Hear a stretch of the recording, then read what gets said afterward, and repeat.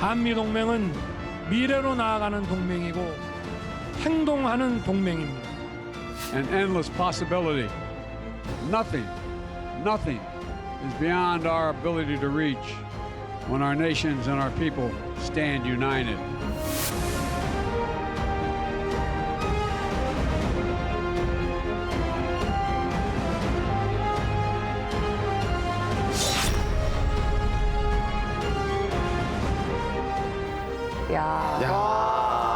뭔가 이렇게 가슴 뜨거워지고 훈훈해지는 것 같아요. 그러게요. 이 70년이라는 역사가 진짜 꽤 긴 역사잖아요. 아니 저는 이렇게 쭉 이렇게 연도별로 이렇게 가는데 어느 네. 순간부터 지금까지 저도 참 볼 거 못 볼 거 많이 봤다. 함께한 세월들이. 함께한 세월이.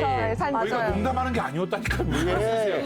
다 기억나요. 다 기억나. 근데 진짜 저희가 앞서도 이야기했지만 이게 진짜 피로 맺은 동맹이다. 이런 표현도 진짜 많이 쓰는 맞아요. 것 같아요. 그냥 희생이 아니라. 끈끈하죠. 네. 그렇습니다. 70년이니까 뭐 얼마나 많은 일들이 그동안 있었겠습니까? 네. 여기서 제가 근원적인 질문을 하나 여러분들한테 드려볼까 싶은데요. 계속 우리가 한미 동맹이라고 얘기를 하고 있지 않습니까? 네. 동맹이라는 게 과연 무엇일까요? 동맹. 동맹. 같을 동. 맹? 어디 앞에 나가시려고요? 동맹. 그 같은 동, 맹은 서로 합친다라는 뜻이 있는 네. 거죠. 그러니까 쉽게 말씀드려서 두 국가 이상이 서로 힘을 합쳐서 어떤 특정한 상대를 향해서 정치적 목적을 달성하는 겁니다. 이거는 그냥 일반적인 그 정의고요. 쉽게 말씀드려서 한미 동맹 같은 경우에는 북한의 위협이 있기 때문에 서로 간에 힘을 합쳐서 북한의 위협에 대비를 하는 것이고요. 여기서 그 한미 동맹은 그러면 어떻게 출발한 것인가를 좀 말씀을 드리려고 하는데 2차 세계대전이 끝나고 나서 뭐 여러분들도 잘 아시겠지만 미국과 소련 사이에 냉전이 시작이 되고 그때 미국이 이제 선택을 하게 됩니다. 어떤 선택을 하게 되냐면은 과연 냉전 때 어떻게 이 세계 질서를 잘 끌어갈 수 있을까에 대한 고민을 하게 되죠. 그래서 유럽 같은 경우에는 북대서양 그 조약 동맹 기구 정답은 나토입니다. 나토입니다. 그렇습니다. 그렇기 오 때문에 놀라라. 나 지금 제일 놀랐어. 140회 만에 제일 놀랐어. 이걸 어떻게 맞췄을까? 북대서양 조약기구 나토를 유럽에 만들었는데 이거는 지금 현재 상황에 30개국이 들어가 있거든요. 그러니까 굉장히 여러 국가가 들어있는 다자 협력 방위 체제라고 보시면 되는 것이고요. 근데 미국이 유럽은 그렇게 만들었는데 이 아시아 태평양, 요즘은 인도 태평양이라는 표현을 많이 쓰죠. 있는 한국을 비롯해서 이 다른 국가와는 이 양자 동맹, 그러니까 두 국가끼리만 하는 양자 동맹을 체결하게 됩니다. 여기 보시는 것처럼 양자 동맹을 영어로 허브 앤 스포크라고 얘기를 하는데요. 이게 뭐냐면 부채살, 이 자전거의 바퀴가 있지 않습니까? 거기에 보면 여기 지금 부채살이라고 해요. 자전거의 바퀴를 보면 그 가운데 핵심에 허브가 있고 그다음에 이렇게 살이 연결이 돼 있죠. 그래서 부채살이죠. 그러니까 지금 보는 것처럼 미국이 허브의 가운데 있는 거고 살로 연결돼서 일본, 호주, 하이완, 한국 그렇게 연결됩니다. 그래서 영어로 그게 허브 앤 스포크라는 표현을 부채살 모양으로 보이는 거죠. 근데 아까 말씀드린 것처럼 나토 같은 경우에는 집단 안보 체제를 구성을 했는데 왜 이 지역에는 이렇게 양자 간의 동맹을 했느냐에 대해서는 뭐 여러 가지 의견이 분분한데요. 아시아의 이 지역은 여러분 잘 아시겠지만 여전히 문제가 많습니다. 영토 분쟁도 여전히 있고 네. 그리고 역사적으로 반감도 있고 그렇기 때문에 그것을 하나로 묶어서 집단 안보 체제를 구성하기가 어려웠던 거죠. 그래서 미국 생각에는 그러면 이렇게 양자로 하나씩 묶어서 하는 게 낫다. 이렇게 되면 동맹국 간의 어떤 협력은 필요 없습니다. 대신에 미국을 중심으로 해서 한국, 일본 그렇게 협력을 하면 된다라는 판단하에 이런 형태의 동맹을 만든 것이죠. 지금 우리나라도 역시 한국 전쟁이 좀 계기가 됐다고 봐야겠죠? 그렇습니다. 시작은 당연히 한국 전쟁이 가장 중요한 계기가 됐는데요. 그 전에 사실은 1945년부터 또 봐야 됩니다. 1945년에 태평양 전쟁이 끝났죠. 일본이 패망하게 되고 그때 처음으로 미군이 남한으로 들어오게 되고 북쪽에는 소련군이 진군하게 되지 않습니까? 그래서 38도선이 구성이 된 거죠. 그 이유는 일본의 무장 해제를 하려고 했기 때문에 뭐 미국과 소련이 합의를 해서 38선을 긋고 들어온 것인데요. 이제 그때부터 미군이 이제 주둔하기 시작을 했다라고 보시면 됩니다. 전에 수업에서 잠깐 얘기했는데 여러분 에치슨 라인입니다. 그것을 갖고 좀 설명을 하려고 그러는데요. 네. 에치스 아니 아시잖아요. 에치슨 라인.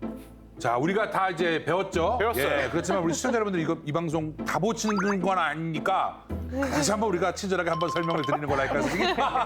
예, 좋습니다. 에치슨 라인이라는 것은 1950년 1월 12일에 미국 국무장관이 에치슨이라는 국무장관이 있는데 그 사람이 발표한 극동 군사 방위선이다라는 거죠. 저 빨간 선인가 봐요. 그렇습니다. 이게 쉽게 말씀드리면 이런 거죠.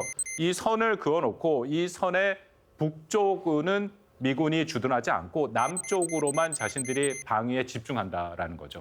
근데 보시다시피 여기서 한국이 빠졌지 않습니까? 네. 오. 왜요? 왜 제외시킨 거예요, 우리는? 그러니까. 근데 에치슨 라인을 저렇게 그은 데는 나름대로 이유가 있는데요. 첫 번째는 미국은 아시아에서 군사적으로 연루되기를 그렇게 원치 않았어요. 아. 근데 그 하나의 증거가 1949년에 저쪽에 있는 그 중국 전체가 공산화가 됩니다. 근데 그런데도 49년에. 미국이 거기에 직접 개입을 안 해요. 그러니까 어떻게 보면 한반도보다 훨씬 큰 땅덩어리였는데 거기에 개입을 안 하는 게 있고요. 두 번째는 한반도에서 전쟁이 날 거라고 생각을 안 했습니다. 미국이 전략적 판단에 전쟁 가능성이 없다라고 생각했습니다. 만약 근데 있었으면 뭐 그렇게 쉽게 빼지는 않았겠죠. 네. 세 번째는 한국의 전략적 중요성이 상대적으로 떨어진다. 그러니까 미국이 일본을 조금 더 중시하는 것은 맞습니다. 근데 제가 상대적이라고 말한 거에 이 방점을 두는 거 보면요. 비밀 해제된 문서를 보면 네. 미국 합참이 전 세계 16개 국가에 대해서 군사적 지원을 해야 된다라고 하는데 1위가 어느 국가일까요? 미국이 상대방 국가 중에 제일 중요한 일본이요? 일본 아닙니다. 전 세계에 미국의 가장 친한 국가죠. 영국입니다.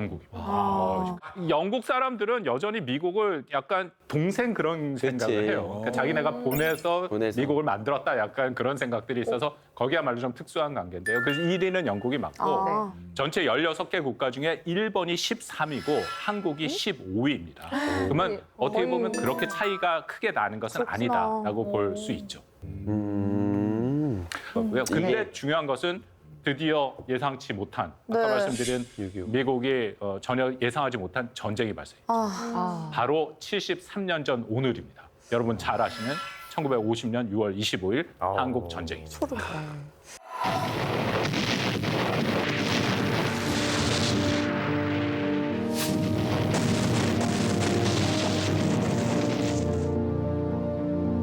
(6월 28일) 서울은 해방됐습니다.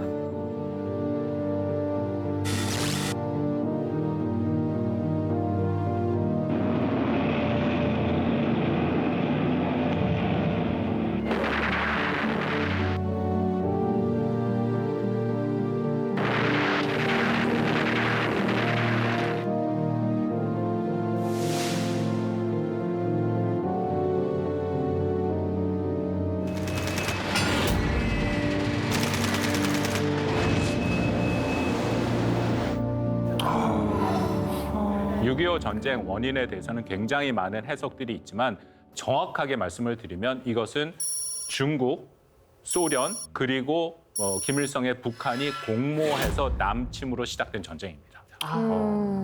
김일성은 집권 초기부터 이 남한에 대해서 무력으로 침공을 해서 뭐 그들의 표현은 영토 완정이라고 얘기를 하는데 전체 한반도를 적화, 공산화할 계획이 있었죠. 근데 북한이 혼자서 그게 안 되거든요. 그러니까 그러려면은 당연히 소련과 중국의 도움이 필요한 거지 않습니까?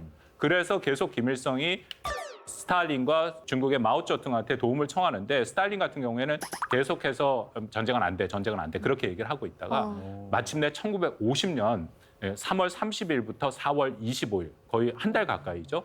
김일성이 모스크바에 체류를 하면서 스탈린을 설득을 합니다. 그러니까 뭐라고 설득을 하냐면요. 전쟁이 시작되면 3일 만에 전쟁 끝낼 수 있다. 또 자신들이 남쪽으로 치고 나가면은 20만 명에 달하는 공산당원들이 봉기를 할 것이고 또 남한에서 빨치산이 지원할 것이고 결정적으로 미국이 절대로 개입하지 않는다. 그렇기 때문에 전쟁하자. 스탈린이 마침내 동의를 합니다. 다만 조건을 걸어요. 무슨 조건이냐면 네가 가서 마오쩌둥한테 확실히 전쟁이 나면 중국도 같이 할 것을 확답을 받아. 그렇게 얘기해요. 그래서 김일성이 베이징을 가죠. 베이징을 가서 마오쩌둥한테 만나서 얘기를 했더니 마오쩌둥은 뭐라고 얘기를 했냐면요. 한반도의 통일은 어차피 평화적인 방법으로 되지 않는다. 오직 군사적인 수단만 가능하다. 왜냐하면 자신의 경험이 그랬잖아요. 자신이 군사적인 수단으로 전체 중국을 다 차지했기 때문에 그래서 한반도에 북한이 남침을 시작을 하면 자신들은 중국군을 보낼 텐데 아무도 모르게 보낼 테니까 니네 붙어라 그렇게.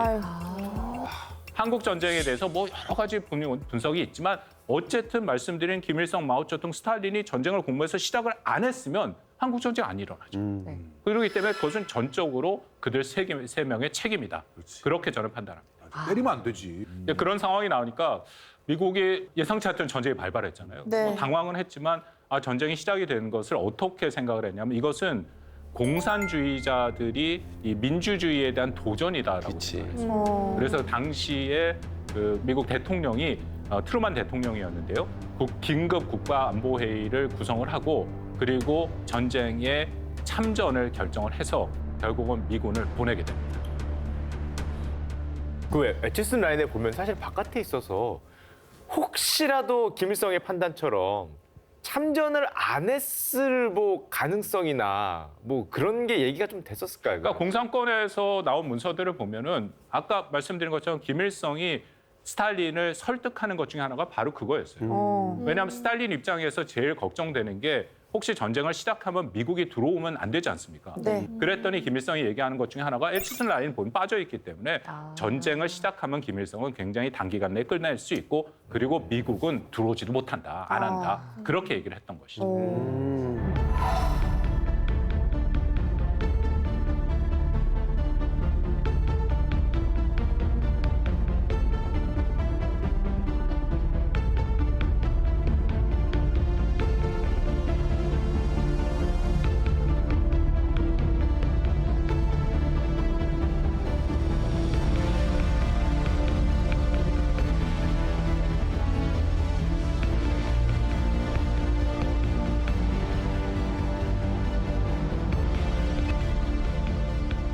보셨지만 미국이 참전 결정하고 3만 4천 명 가까운 미군이 사망하게 됩니다.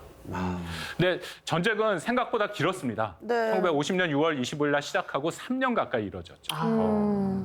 1951년이 되면 대한민국이 기존의 38도선을 회복하게 됩니다. 그러니까 38도선에서 양측의 공방이 일어나게 되고요. 그렇게 되니까 이제 휴전에 대한 얘기가 시작이 되죠. 왜냐하면 여기서 어차피 더 노력해도 일방이 더 많은 영토를 차지하기는 어렵고 네. 특히 전쟁을 승리로 끝내기는 더 어렵다 하니까 이제 휴전 회담을 하자라는 것이 공산 측에서도 일정 수준 공감이 있었고 또 미국을 중심으로 하는 유엔 연합군 측에서도 그런 공감이 있었던 거죠. 1951년 7월부터 휴전 회담 첫 회담이 시작이 됐고요. 그리고 2년 후에인 1953년 7월 27일인데 마침내 정전에 합의하게 됩니다. 그럼 2년 동안 계속 회담을 진행을 해왔던 거예요? 그렇습니다. 예. 그럼 생각보다 2년이면은 진짜 오래 걸린 편 아닌가요? 회담만. 또 제가 알기에 쌤, 그 사실 전쟁 초기도 굉장히 좀 잔혹한 전쟁이었지만 저 2년 동안 그 38선 어차피 휴전 회담하니까 땅을 조금이라도 더 차지하려고 그렇게 우리 영화로 봤던 뭐 고지전 같은 거 그렇게 맞아요. 서로가 서로의 그런 땅 따먹기를 하다 보니까 정말 희생이 많았다고 제가 들었거든요. 그렇습니다. 말씀하신 것처럼 휴전 협상이 시작이 됐는데 계속 이렇게 오래 갈 수밖에 없는 게 일단 협상을 하려면 서로가 서로를 믿어야 되잖아요. 네. 근데 서로가 서로를 못 믿는 거죠. 아하. 또 한국의 입장에서는 아니 이렇게 하다가 뭐 휴전이 돼버리면 우리는 아무런 안보 보장도 없는 거고 이렇다 보면은 뭐 다시 북한이 남침을 하면 우리는 어떻게 해? 맞아요. 하는 생각을 당연히 갖게 되는 거잖아요. 이제 그런 면에서 우려가 있었다라는 거죠. 그 실제로 네. 그 휴전 회담이 시작이 되고 나서 공산권에서 휴전에 대한 이제 조건들이 있지 않습니까? 그 조건을 얘기하는데 6가지를 얘기를 하는데 그 중에 하나가 뭐였냐면 모든 외국군, 그러니까 한반도에 있는 모든 외국군은 그런 정전 협정 이후에 2, 3개월 내에 철수를 해야 된다라고 제안을 합니다. 근데 중요한 것은 이 얘기를 누가 했냐면 1951년 7월 3일 김일성이 마오쩌둥한테 이 정전협정을 하겠다라고 뭐 중국이 얘기 나오니까 그쪽으로 전보를 보냅니다. 그러면서 이번 정전협정을 하면 반드시 한반도에 있는 미군이 철수해야 된다. 그것을 끝까지 얘기를 해라라고 거기서 명확하게 그런 자신들의 입장을 밝히게 됩니다. 그러고 나서 또 계속 쳐내려오려고. 51년에 이제 7월달에 끝나고 53년까지 계속 있어요. 그럼 생각해 보니까 그러면 우리 한국 입장, 특히 이승만 대통령 입장에서는 어떻게 합니까? 이거 그렇게 할 수 없다라는 거 특히 북한이나 그 공산 측의 그런 입장들을 다 알고 있었던 거죠. 어떻게든지 미군을 빼내겠다라는 생각이 있으니까. 그러기 때문에 상호 방위 조약, 미국과 상호 방위 조약을 체결해야 된다 하고 미국한테 요구를 하게 됩니다. 이게 1953년 5월 30일 이승만 대통령이 아이젠하워 미국 대통령에 보낸 그 내용입니다. 거기에 보면 세 가지를 요구하고 제안을 합니다. 첫 번째, 한미 상위 방위 조약이 선행되는 조건 하에서 중공군과 유엔군이 동시 철수해야 된다. 두 번째는요, 상위 방위 조약에 미국의 즉각 개입과 지원 내용이 포함돼야 된다. 그리고 다시 뭐 북한이 공격을 해오면은 미군이 직접 와서 도와줘야 된다는 거고, 세 번째는 한국군 방위 역량을 미국이 제공해줘야 된다라는 것이죠. 근데 생각해 보시면 이건 최소 수준이에요. 이 정도도 없다면은 언제든지 북한이 다시 남침을 할 수 있기 때문에 이승만 대통령 입장에서는 당연히 요구를 해야 되는 것이고요. 네. 더불어서 이런 표현을 합니다. 여기 나온 것처럼 미국 국민들은 결코 평화의 대가로 그들의 자유와 민주주의 제도를 팔아넘기지 않을 것이라고 생각한다.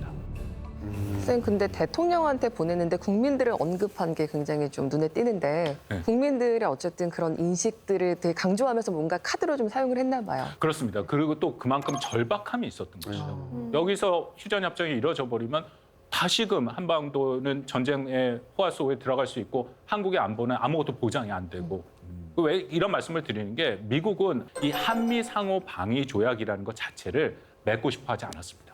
그 당시 생각해 보세요. 미국은 세계 최강대국이었고 한국은 굉장히 못 사는 나라였습니다. 이게 굉장히 비대칭적인 거잖아요. 네. 그런 입장에서 이렇게 동등한 상위 방위 조약을 맺는다는 건 누가 더 손해를 보는 거고 지금 그때 만약에 미국에 전쟁 나면 한국이 가서 도와주겠다 그런 거 아니에요? 상호 방위 조약이기 때문에 그 내용이 들어가 우리 있지만 아무것도 없는데 우리가 미국 내용이 들어가 있지만 그 정확히 말씀하셨어요. 사실상은 미국이 한국을 도와줘야 되는 그런 조약이에요. 중요한 것은 우리의 입장에서는 이 상호 방위 조약이 반드시 필요한 것이었다는 것입니다. 그리고 친서 이후에 일주일 만에 아이젠하워 대통령이 다시금 이승만 대통령한테 비밀 친서를 보내는데요. 거기서는 한 발 물러났습니다. 뭐라고 얘기를 하냐면 필리핀과 호주, 뉴질랜드와 유사한 수준의 상호 방위 조약을 한국과 협상할 준비가 돼 있다. 이제 그런 식의 얘기가 나옵니다. 근데 이 한미 상호 방위 조약은 현재가 갖고 있는 한미 상호 방위 조약과 굉장히 수준이 낮은 수준이었어요. 그렇기 때문에 여전히 이승만 대통령과 한국의 입장에서는 이것을 신뢰할 수가 없었고 또 하나 아이젠하워가 얘기한 건 일단 정전협정부터 체결해. 그러면 그다음에 한미 상호 방위 조약을 할게. 라고 얘기를 한 건데. 와, 밀당이 어마어마했네요. 그렇죠. 근데 미국을 신뢰할 수도 있지만 혹시 정전협정 체결하고 나서 안 해주면 그러면 방법이 없지 않습니까? 근데 그런 부분들이 굉장히 고민이 돼서 이승만 대통령이 방공포로를 석방해버립니다. 방공포로라는 것은 북한군 인민군도 있었고 한국군도 있었고 한국 사람들이 다 섞여 있는 거죠. 근데 그들은 그냥 다 풀어주니까 이 한국에 살 수 있게 되는 것이죠.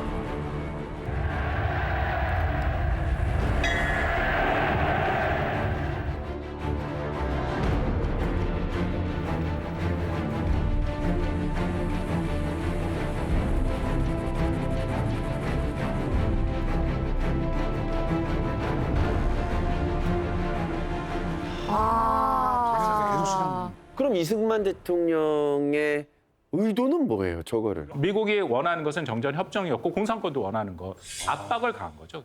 정전 안 한다. 그렇게 되면 정전 협정을 맺지 못하니까 북한이나 공산권에서는 이제 난리가 난 거죠. 이건 정전 협정을 맺으려고 하는 의도가 도대체 없는 거다. 이렇게 해서 무슨 협정을 맺느냐. 자신들의 이 포로를 데리고 오고 싶은 생각이 있는데 그것을 일방적으로 다 풀어줘 버렸으니까. 보는 게 맞겠죠. 방공포로를 석방하고 나서 이 소식을 전해 들은 서방의 지도자들이 굉장히 놀랬다라는 거예요. 예를 들어 처칠 영국 총리는 이 얘기를 듣고 아침에 면도하다가 얼굴을 베었다라고 얘기해요.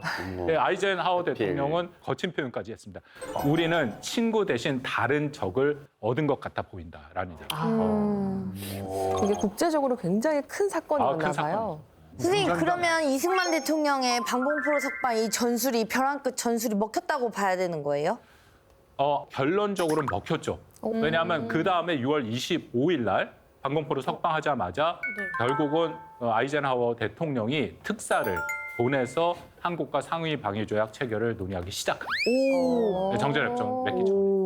그리고 이 부분에 대해서 이승만 대통령이 분명히 역할을 한 것은 맞습니다. 왜냐하면 미국 스스로도 이것을 인정합니다. 당시 이제 덜레스 국무장관이 한 발언이 소개가 되는데요. 뭐라고 얘기를 하냐면은 나는 한미 상위 방위 조약을 정말 원치 않았다. 그러나 휴전 협정 체결을 위해서는 어쩔 수 없이 받아들여야 했다. 예, 그렇게 미국 스스로가 인정을 합니다. 그렇다면은 이 모든 과정에서 결국 이승만 대통령이 미국을 압박을 해서 그렇게 해서 한미 상위 방위 조약을 체결하게 했다라고 해석하고 평가하는 게 저는 맞다라고. 또 어쨌든 이 모든 어려운 과정을 통해서 네. 마침내 덜레스 국무장관이 방한해서 상호 방위 조약을 가조인하고요. 그리고 그해 10월 1일 워싱턴에서 정식 조인됩니다. 그렇다면 그것이 동맹의 역사가 시작되는 것이죠.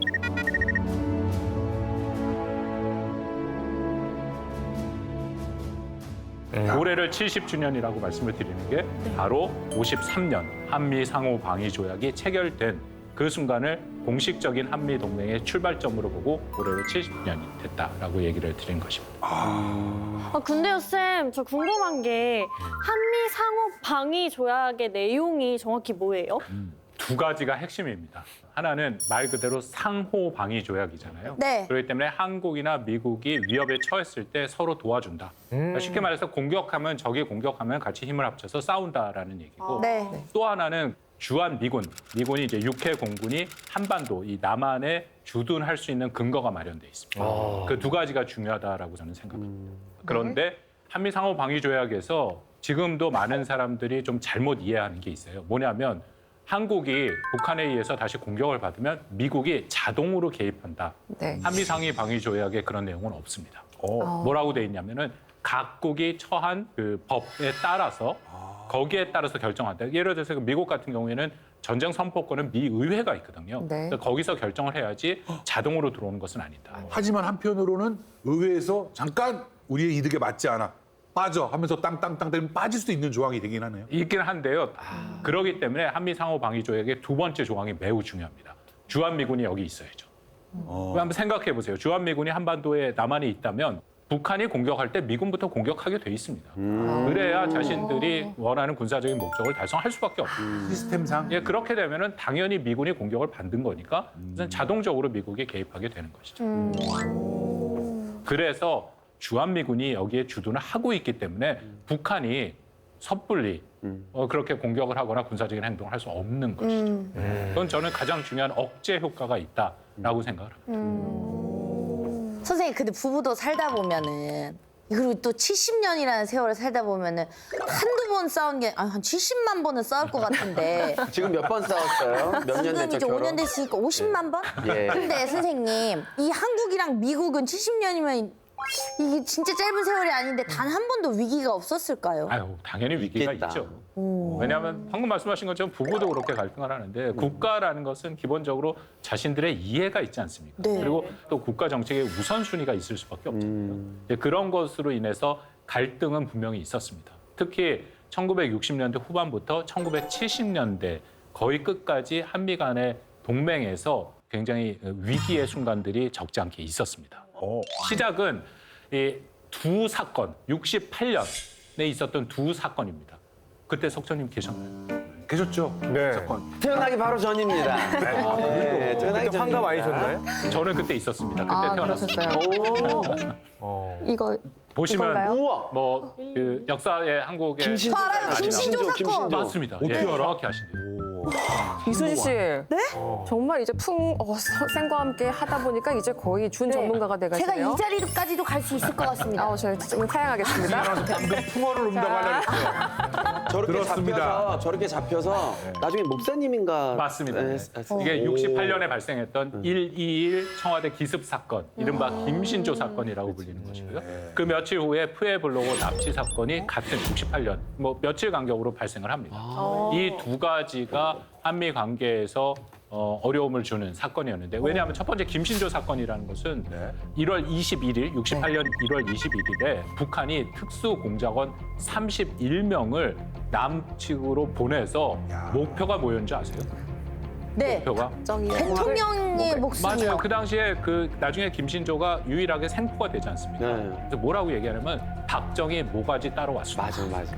당시 일명의 임무는 저 박정희 모가지 뗄 임무. 그러니까 생각해보세요. 북한이 특수부대를 침투시켜서 박정희 대통령을 죽이려고 했다라는. 이런 일이 발생을 했는데 과연 우리는 어떻게 해야 되죠? 엄청나게 큰 충격이 있었죠. 네. 그렇기 때문에 한국의 입장에서는 첫째, 이건 절대 용납할 수 없다. 두 번째, 다시는 재발하지 않도록 북한을 확실하게 응징을 해야 된다라는 생각이 굉장히 강했던 거예요. 근데 여기서 중요한 것은 이게 한미 동맹이잖아요. 한국 입장에서 미국이 거기에 상응하는 그런 조치를 좀 취해주기로 하는 거예요. 그러니까 한국과 같이 힘을 합쳐서 네. 북한을 확실하게 북한한테 교훈을 주겠다. 네. 근데 미국이 여기서 굉장히 소극적으로 대응을 합니다. 진짜? 네. 왜 그랬을까요? 전쟁 날까 봐. 맞습니다. 계속 싫은. 그렇죠. 그러니까 미국은 한국이 거기에 대한 대응 조치를 취해서 작은 불씨로 시작이 됐지만 그러다가 이게 전면적으로 발생할 수 있는. 미국은 그걸 원치 않았던 거죠. 근데 그렇게 미국이 조금 소극적으로 대하면 우리 정부는 이건 뭐 굉장히 서운할 수 있는 맞아요. 정부뿐만 아니라 국민들도 마찬가지. 네. 그렇죠. 그런데 공교롭게도 바로 3일 후에 이 푸에블로 납치 사건이 발생을 하는데 그때 미국 반응은 어땠을까요? 푸에블로 미군의 함정이 미군 함정입니다. 이거 잘 몰라요, 선생님. 이 사건 알려주세요. 이 푸에블로라는 건 뭐냐면요. 네. 미군 함정이 원산항 근처에 있었는데 여기에 정보 수집함이라고 해요. 근데 분명히 공해상에 있었어요. 네. 그런데 북한이 불법으로 이걸 납포를 해갔어요. 그래서 문제가 심각해졌어요. 인도코다 미군 배로 잡아갔다. 미군 배를 잡아가. 그 지금도 막 북한에 선전하고, 선전하고 이렇게 그대로 전시하고 있다고. 한다는 네, 그 선전전에 활용하고 있죠. 우와. 근데 이게 북한은 그걸 주장하는 게 영해로 들어왔다는데 아닙니다. 역사 기록이 남아야 하는데 공해에 있었던 명백한 불법 행위는 맞고. 그럼 뭐 미군이 어떻게 했어요? 미국 어떻게 했어요? 난리 났겠어. 미군 배를 잡아. 난리 났겠어. 전쟁은 안 났잖아요. 미국 스스로는 전쟁은 안 났습니다. 어떻게 했지? 김신조 이 일일이니까 너무 차이가 납니다. 미국이 어떻게 했냐면요. 일단 주한미군 전체에 비상 동원령을 내리고요. 항공모함 전단 3전단을 한반도로 보내요. 근데 항공모함 전단 3전단이라는 것은 보통 미국이 전쟁을 시작할 때, 개전할 때 사용하는 전력입니다. 이후에 뭐 이라크 전쟁을 하거나 아프간 전쟁을 할 때 항공모함 전단 3전단이었습니다. 최대치의 무력 시위를. 그러니까 한국의 입장에서는 서운하다. 박정희 대조돼요, 대통령의 대조돼. 이런 고백이 나옵니다. 동맹을 믿지 못하겠구나. 아, 그것도 이해가 되지 않아요? 네. 이런 상황이니까. 그래서 자체적으로 우리가 국방력을 강화해야 된다 해갖고 이 군 복무 기간이 3개월에서 6개월 늘어납니다. 그때 늘어나고 예비군이 하셨죠? 예비군. 그때 창설된 거. 예비군이 그때 생긴 겁니다. 그때 생기고 육군 제3사관학교가 설립니다. 그때 뭐 주민등록 번호도 그때 생겼다고 제가 들었는데. 그때 이제 주민들에 대해서 간첩가를 일사불란한 내려고. 그런 것들이 한국이 스스로의 힘을 길러야 된다라는 생각이 강해서 여러 가지 조치들이 이루어진 것이죠. 그때 한미 관계가 어려웠고 70년대에 들어가서는 대탕트라는 게 나옵니다. 대탕트가 나오면서 한국 안보의 위협을 더 느끼게 되죠. 그거는 유명한 부두메이커 아니었습니까? 나 그렇게 들었었는데 레지스탕스까지 납니다. 그러니까 대탕트라는 게 비슷하게 맞죠. 불어는 맞아요. 대장트. 예, 대탕트 불어인데요. 프랑스 말로는 완화, 휴식 그런 의미를 갖고 있습니다. 그 대탕트는 이 두 가지 사진으로 다 설명이 됩니다. 혹시 여기 나와 있는 인물들 아시는 분 계세요? 왼쪽은 마오쩌둥이요. 마오쩌둥이 있고 네. 오른쪽은 잘 누구시죠? 모르겠어요. 미국의 약간 닉슨 대통령인가? 맞습니다. 역시 그 시절. 맞았어? 아 저기 계시네. 그때 왜냐하면은 생일 파티 한 번 다녀오셨다 그랬거든요. 저기 맨 오른쪽에 계신 분은 저기 석천이 아니에요? 아니, 저 닉슨 대통령 뒤에 그 머리만 보이시는 분 있죠? 예, 저기 숨어 계시네요. 머리만 보이시네. 예. 정말 잘 맞추셨는데요.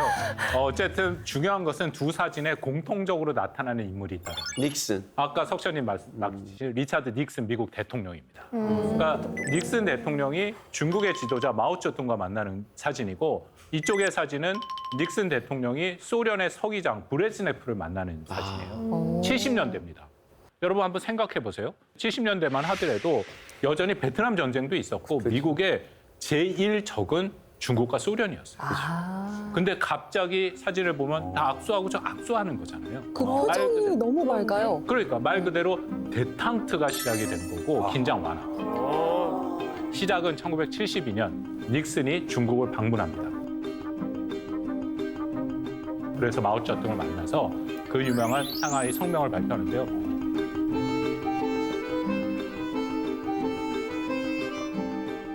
그랬더니 소련의 입장에서도 그럼 우리도 미국과 관계 개선을 해야지 해갖고 이게 나옵니다. 이렇게? 72년부터 74년까지 닉슨과 브레즈네프가 4차례 정상회담을 하고 평화 공존을 얘기하고 불가침을 표명하고 군비 축소 조약들이 맺어집니다. 우와. 쌤, 근데 만약에 제가 수지랑 동맹을 맺었어요. 근데 수지가 너무 싫어하는 사람이 있어요. 너 석천이랑 놀지 마. 절대 놀지 마. 하다가 갑자기 둘이 화해를 했어요. 그럼 저 진짜 약간 배신감 느낄 것 같거든요. 너무 큰 배신감? 혹시 그런 상황인 건가요? 그럴 수 있는 거죠. 정확하게 지금 비유를 하셨는데 그 당시에 한국의 박정희 대통령뿐만 아니라 모든 그 자유민주주의 국가들은 다 충격에 빠지게 됩니다. 그 당시 박정희 대통령에서 이런 얘기를 해요. 공산국가의 침략을 받아본 우리 한국만이 아시아 공산주 세력이 얼마나 심각한지 알 수 있다. 그러니까 대탕트를 외치는 이런 세력은 환상에 빠진 로맨티스트다라고까지 비판을 합니다. 근데 이거는 박정희 대통령뿐만 아니라 많은 미국의 동맹국들, 우호국의 지도자들이 같은 비슷한 생각들을 하게 되는 거죠. 그럴 수도 있겠네. 관련돼서 이거 72년에 있었는데 1969년에 닉슨이 대통령이 되고 나서 이른바 닉슨 독트린이라는 것을 발표합니다. 그러니까 그게 뭐냐면요. 이제는 미국이 제3세계 국가, 한국도 포함되는 그 국가에 직접 방위를 위해서 군대를 파견하는 것은 굉장히 줄이겠다. 1차적으로 자국의 방위는 자국이 책임을 져라. 라고 얘기를 시작을 합니다. 근데 한국에는 거기가 어떻게 얘기가 되냐면은 한국에 주둔하고 있는 주한미군도 철수를 하겠다라는 얘기까지 연결이 돼요. 닉슨이요? 그렇습니다. 그러니까 아까 말씀드린 것처럼 여전히 한반도는 긴장이 높은 지역이니까 거기에 주한미군이 계속 있는 것에 대한 부담이 있었어요. 그래서 닉슨이 주한미군에 대한 철수를 얘기를 합니다. 그래서 한 개 사단, 당시에 주한미군 7사단이 결국은 철수를 하게 되죠. 근데 그 상황까지 연결되니까. 그렇다면 한국의 입장에서는 또 얼마나 큰 안보적인 위협이 되겠어요. 불안한데요. 그래서 그때 나온 표가 여러분 잘 아시는 자주국방. 자주국방. 일하면서 싸우자. 이제 막 그런 얘기들이 계속 나옵니다. 그리고 율곡 사업이 시작이 되는 거죠. 율곡 사업은 국방 8개년 계획. 그리고 국군 전력 증강 사업의 일환으로 핵무기와 미사일 개발을 시도합니다. 여기 드디어 자주국방의 세기원을 기록하는 한국형 장거리 지대지 유도탄이 그 모습을 드러내. 이 미사일 자체는 미국 미사일을 모방해서 만든 건데 평양을 타격할 수 있게 제작이 됐어요. 78년에 9월 달 마침내 성공을 하게 되고 그래서 전 세계 7번째로 탄도미사일을 보유하게 되는 국가가 됩니다. 와, 엄청난 성과였네요. 이 배꼽 미사일 이 개발은 미국을 포함해서 다 놀라게 했죠. 한국의 기술력이 있고 또 우리도 이렇게 할 수 있다는 의지를 보여준 거기 때문에. 근데 백곰 사업이라고 하니까 생각이 난 게 사실 저희가 몇 달 전에 방산 산업에 대해서 배웠었거든요. 요즘 되게 잘 나간다. K방산으로 화제가 됐다라고 하는데 그런 K방산의 시작이 어떻게 보면 백곰 사업이라고 볼 수도 있겠네요. 그렇습니다. 정확하게 말씀하셨습니다. 그때 시작이 됐고 특히 미사일 같은 경우에는 첨단 산업과 다 연계가 되는 건데 그때 시작을 해서 우리가 지금까지도 계속 발전시켰고 그게 지금 우리의 방산 산업에 우리의 무기의 우수성이 다 이만큼 전 세계에 알아주는 형태로 갔다라는. 저 때부터 해가지고 지금 우주로 가는구나 우리가. 그거는 그만큼 우리가 노력을 한 것이죠. 뭐 우리 잘 아시다시피 우리가 자원이 있습니까? 뭐가 있습니까? 우리는 사람밖에 없는데 그만큼 노력해서 이만큼 해갖고 온 것이죠. 저라는 인적 자원이 있습니다. 그렇죠. 인적 자원이 산재에 있네요, 되게. 네, 그런 느낌입니다. 산재보험 들어야 되나요? 네, 어쨌든 70년대 초반 그 정도까지만 하더라도 북한에 비해서 우리의 전체적인 군사력은 좀 그렇게 좀 떨어지는 그런 상황이었어요. 그래서 미국도 이걸 모르진 않았거든요. 주한미군 철수에 대한 입장들을 계속 갖고는 있었지만 무조건 철수를 하는 것은 아니고 한국군이 북한군과 대등하거나 오히려 그 북한군보다 월등할 수 있도록 현대화 계획이라든지 한국군 증강 계획을 미국이 거기에 상응하는 보상 조치들을 계속합니다. 도와주는 거죠. 도와주면서 자신들의 이제 지상군을 좀 빼겠다라고 얘기를 하는데요. 그 보안 조치 중에 핵심은 아까 제가 처음 시작할 때 말씀을 드렸던 한미 연합군 사령부입니다.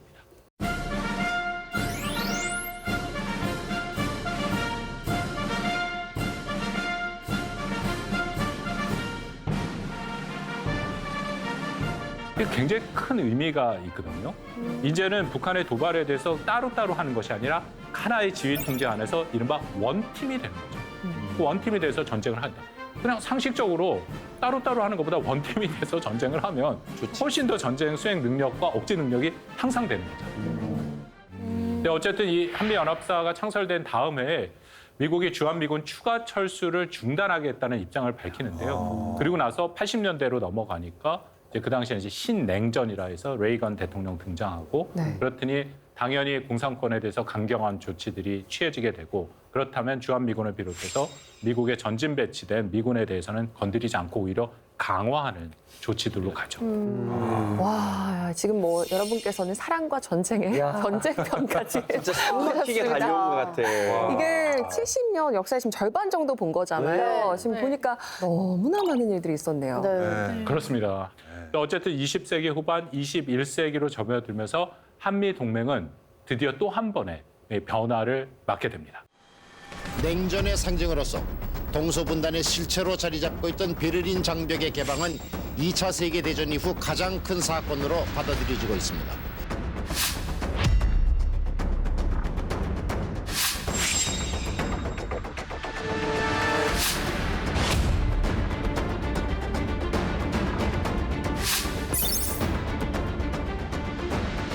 우리의 핵무기는 미국의 핵 위협과 적대시 정책이 존재하는 한 죽어도 건드릴 수 없다.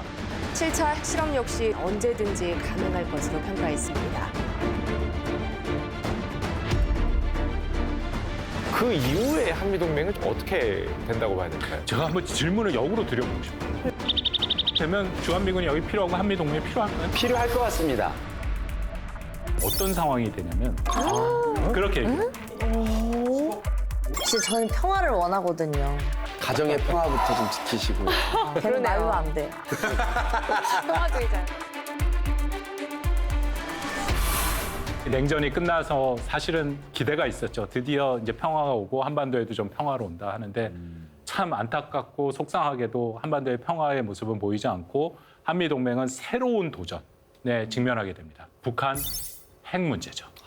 왜냐하면 북한의 핵이 본격화되는 1차 북핵 위기라는 것이 1993년부터 시작이 됩니다. 뭐냐면 1993년에 북한이 핵 비확산 조약, 영어로 NPT라고 하는 게 있거든요. 거기에 1993년에 탈퇴 선언을 합니다. 그러니까 NPT에 있다라는 것은 핵무기를 개발하지 않겠다라고 얘기를 하는 건데 NPT에서 나온다는 것은 본인들이 핵무기를 확실히 개발하겠다라고 하는 것을 밝히는 거죠. 북한이 여기 이제 노동신문에 자신들이 탈퇴 선언을 하면서 이 오른쪽에 이렇게 써 있습니다. 이거는 우리 수지 씨가 읽어주시죠. 조선 핵무기 전파 방지 조약에서 탈퇴. 나라의 안전과 민족의 존엄을 침해당할 수 없다고 성명. 와. 이렇게 읽은 거 같아요. 저희 방송 정확히 파악하셨네요. 아니, 여기입니다. 경찰 아저씨 여기입니다. 아니에요. 저 그분이 여기 와 있습니다. 그 그냥 뉴스에 따라한 것 뿐이에요. 너 리수지 씨죠? 아니. 저 영천이시거든요. 나중에 저랑 한번 결혼봐요. 같은 앵커로서. 그래요? 네, 어쨌든 이 한반도에 핵무기가 고조되니까 이번 중국까지 나서서 어떻게든지 이 문제를 해결해 보려고 그 대화를 계속 중재를 했었어요. 근데 결국 탈퇴를 못치 못하고 전체적으로 위기가 되고 그러니까 이제는 한미 동맹의 핵심이 북한 핵 쪽으로 가서 변화되기 시작하죠. 왜냐하면 여러분 생각해 보세요. 우리는 핵이 없잖아요. 근데 그렇기 때문에 우리가 핵에 대해서 방어를 미국한테 의존할 수밖에 없지 않습니까? 그게 미국이 이제 이른바 확장 억제라는 개념인데요. 네. 한국이 뭐 당연히 북한이 뭐 주 대상일 텐데 그런 핵으로 공격하면 미국이 갖고 있는 모든 자산, 그거는 재래식 전력일 수도 있고 핵무기일 수도 있고 그것을 통해서 한국을 방어해 준다라는 거예요. 그렇다면은 한미 동맹의 핵심 주요 기능과 목표가 이제는 90년대부터는 북한 핵에 대한 대응으로 맞춰져 있고요. 근데 더불어서 이때부터 동맹의 영역과 공간, 범위도 확장이 됩니다. 그래서 그 첫 번째 시작이 가치라는 얘기가 나오기 시작합니다. 함께 같이 아니 민주주의의 그 가치, 밸류가 더 어려워. 평화의 가치, 인권의 그 가치, 뭐 이런. 맞습니다. 이게 한국과 미국은 자유민주주의 국가잖아요. 그러면 자유민주주의라는 가치를 공유하게 되지 않습니까? 그러니까 이제는 동맹이 더 나가서 발전하기 위해서는 가치를 공유하는 국가끼리 그것을 내세워서 가야 된다. 이게 처음 시작이 2008년 부시 대통령과 이명박 대통령이 한미 정상회담에서 이제 한미 동맹이 군사 동맹에서 가치 동맹으로 가자는 21세기 새로운 전략적 동맹 관계를 선포하게 돼요. So what does that mean? Well, it means we work in ways to deal with 21st century problems. 이것은 그만큼 한국이 국력이 이제 또 높아지기 시작했어요. 그러니까 예전같이 일방적으로 미국이 제공해 주는 것을 우리가 받는 그런 상황이 아니라 이제는 정말 대등한 차원에서 우리의 역할과 책임이 더 늘어날 수 있는, 충분히 그렇게 할 수 있는 역량이 되기 시작한 거죠. 그러면 그게 동맹이 점점 대칭적으로 동등한 형태의 동맹으로 가는 모습. 그게 올해 한미동맹 70주년에 있었던 한미 정상회담에서 다시 한번 확인이 됩니다. 가치에 기반한 동맹 70주년이다라고 얘기합니다.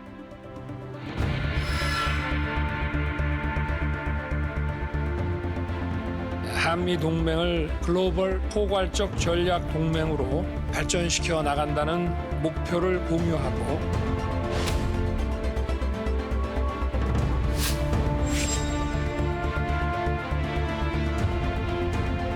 이번 G7 정상회의에서 한미일 3국 정상도 다시 만나 3국의 전략적 공조를 더욱 강화하자는 데 의견을 모았습니다. 지금 게다가 요즘에 보면은 미국도 이 과거에 비해서도 더 이 한미일 협력, 뭐 일본한테도 그렇고 한국한테도 그렇고 뭔가 조금 더 자기 편을 끌어들이고 싶은 이런 욕망도 조금 있을 것 같거든요. 뭐 이런 측면에서 우리는 지금 좀 또 어떻게 해야 되나, 이건 어떻게 생각하시는지 좀 궁금하거든요. 그렇습니다. 미국은 한미일 협력을 원합니다. 근데 여기서 중요한 거는 그래서 한미일 협력이 지금 현재 시점에서 되고 있죠. 그리고 한일 관계도 개선이 됐죠. 근데 여러분도 한번 생각해 보세요. 한일 관계가 개선이 되고 한미일 협력이 되게 된 거는 어떻게 이게 가능했을까요? 한일 관계 굉장히 안 좋았잖아요. 어떻게 된 건지. 북한 때문입니다. 공통의 약간 그런 게. 동의가 되시죠? 북한이 작년에 역대 최다치의 미사일을 쐈어요. 맞아요. 그리고 최근에 정찰 위성 막 그렇게 하죠. 맞아요. 북한의 위협이 그렇게 고도화되니까 한국도 그렇고 일본도 그렇고 우리가 관계 나쁘게 안 돼. 이제 협력해야 되지 않아? 그러게 동력이 된다는 거예요. 한미일 협력도 그래서 지금 되는 거고요. 그렇지만 일부에서는 뭐 이 한미일 협력에 대해서 이런 얘기들을 하시는 분이 있더라고요. 앞으로 한미일이 3국 군사 동맹이 될 거야. 뭐 그러면서 일본이 뭐 어떻게 할 거야 군사적으로. 저는 그거 절대 안 된다고 생각합니다. 왜냐하면 일단 그러려면 한국과 일본이 군사 동맹이 돼야 되는데 군사 동맹이 될 수가 없어요. 한국과 일본은 분명한 한계는 있습니다. 이건 북한이라는 공통된 위협이 있기 때문에 협력이 가능한 거지 그 이상으로 넘어가기는 한국과 일본, 미국도 각자 3국이 생각하는 게 좀 달라요. 그래서 한미일 협력이 슈카씨 질문한 것처럼 어떻게 되고 뭐냐. 북한 위협 때문인 거죠. 저는 그렇게 판단합니다. 그런데 지금까지는 사실 한미 동맹의 시작을 보면은 6.25 전쟁으로 시작을 해서 지금까지 왔는데 그럼 만약에 정말 만약이지만 통일을 한다. 그럼 그 이후에 한미 동맹은 조금 어떻게 된다고 봐야 될까요? 제가 한번 질문을 역으로 드려보고 싶어요. 네. 그 통일이 되면 주한미군이 여기 필요하고 한미 동맹이 필요할까요? 필요할 것 같습니다. 저는 군대는 철수할 수 있고요. 경제 동맹으로 나올 것 같은데요. 지금 말씀하신 것들이 다 검토가 되고는 있는데요. 제가 말씀을 드리면 저는 주한미군을 포함해서 통일 이유를 말씀드립니다. 한미 동맹이 유지돼야 된다고 생각합니다. 왜냐하면 어떤 상황이 되냐면 한반도가 하나의 통일된 국가로 등장을 하죠. 근데 우리가 지금 동북아의 이쪽의 상황을 보면 주변 국가는 통일된 한반도에 대해서 긴장을 하게 될 가능성이 높아요. 그러면서 거기에 대한 견제를 할 가능성이 높다는 거죠. 근데 문제가 주변국이라는 국가가 어디입니까? 중국, 러시아, 일본 그런 국가들이잖아요. 통일이 됐다 할때도 그들 국가를 개별적으로 상대를 한다는 것은 매우 어려운 일이죠. 더군다나 통일이 되면 우리는 뭘 해야 되냐면 북한을 재건해야 되잖아요. 거기에 모든 에너지를 쓰고 거기에 자원을 써야 되는데 주변국까지 다 생각하기는 어렵다는 거예요. 그렇기 때문에 저는 한미 동맹을 유지하게 되면 우리가 그만큼 통일 이후에 우리의 작업에 집중할 수 있고 또 한일 간의 관계도 미국이 중재자 역할을 할 수 있고 또 어떤 특정 국가가 굉장히 공격적인 입장으로 한반도에 영향을 미치려고 할 때 그것을 막아줄 수도 있는 그런 중요한 기제가 될 수 있고 중요한 역할을 할 수 있다고 생각합니다. 우리 쌤께서 오늘 좀 대답을 잘해주시기 때문에 또 물어보겠습니다. 지금 우리가 북한도 북한이지만 미국하고 중국하고 이제 패권 경쟁하느라고 그 와중에 그래서 지금 막 양자태기를 결정하게 돼야 되고 우리가 미국하고 저기 해야 된다. 아니다. 중국하고도 뭐 잘해야 된다. 이렇게 하면서 여론도 막 갈리고 그러고 있는데 쌤은 어떻게 생각하십니까? 거기에 큰 원칙을 말씀을 드리면 미국과 중국과 둘 다 잘 지내야 됩니다. 그런데 문제는 그게 예전보다 매우 어려워졌다. 그러니까 예전에 같은 경우에는 우리 한국 정부가 전략적 모호성이라는 것을 얘기했어요. 그러니까 그 의미는 미국과 중국 중에 어느 한편 안 들겠다. 대신에 우리는 그 양측에서 손해 안 보고 우리의 이익을 추적하겠다. 네. 그런데 문제는 미국과 중국이 실질적으로 계속 갈등을 해요. 그리고 한국을 비롯해 많은 미국의 동맹국, 우호국, 뭐 사실은 어떻게 보면 전 세계 모든 국가들에게 선택을 하라라고 편가르기죠. 편가르기가 되고 선택을 하라고 얘기가 되니까 그렇다면 이제는 한국이 그렇게 전략적 모호성을 유지할 수 없으니까 전략적 명확성을 가져야 된다고 생각합니다. 세 가지 원칙이 중요해요. 첫 번째는 규범에 기초한 국제 질서라고 생각합니다. 이게 뭐냐면요. 자유무역. 한국은 자유무역 굉장히 중요하죠. 우리가 무역으로 먹고 살지 않았습니까? 네. 그리고 법치. 우리는 당연히 법이 지배해야죠. 네. 그다음에 다자주의를 하더라도 열린 다자주의. 다자주의는 뭔가요? 그러니까 다자주의라는 것은 여러 국가들이 힘을 합쳐서 뭔가 바꿔보는 거예요. 예를 들어 유엔 같은 것도 일종의 다자주의입니다. 근데 그것을 배타적으로 어떤 국가 배제하는 것이 아니라 다 열린 상태로 국가들이 들어와서 협력할 수 있는 그게 원칙 중에 하나고 제가 이런 말씀을 드리면 어떤 분들이 반론을 얘기해요. 그럼 결국은 미국이랑 같이 가자는 얘기 아니냐. 그렇게 들리고 있었습니다. 그렇죠. 질문해 주시면 좋은데 예. 많은 부분 그렇긴 하지만 반드시 그런 건 아닙니다.